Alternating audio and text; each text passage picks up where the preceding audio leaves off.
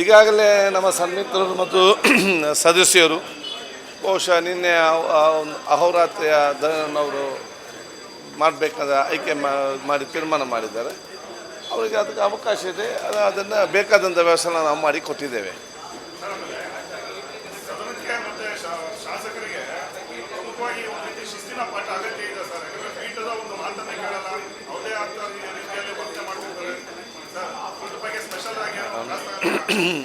ನೋಡಿ, ಒಟ್ಟಾರೆಯಾಗಿ ಈ ಅಧಿವೇಶನ ಬಹಳ ಚೆನ್ನಾಗಿ ನಡೆದಿದೆ.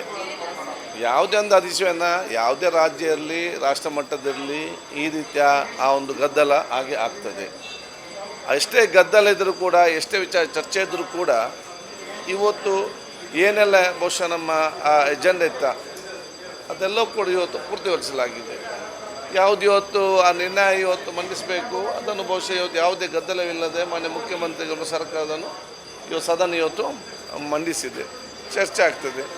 ಮತ್ತು ಎಲ್ಲ ಕೆಲವೊಂದು ಈಗ ಇಷ್ಟು ದಿವಸದ ಆ ಒಂದು ಅವಧಿಯಲ್ಲಿ ಇಷ್ಟು ಗಂಟೆಗಳು ಅಲ್ಲ, ಅದು ವಿವರ ಕೊಡ್ತೇವೆ.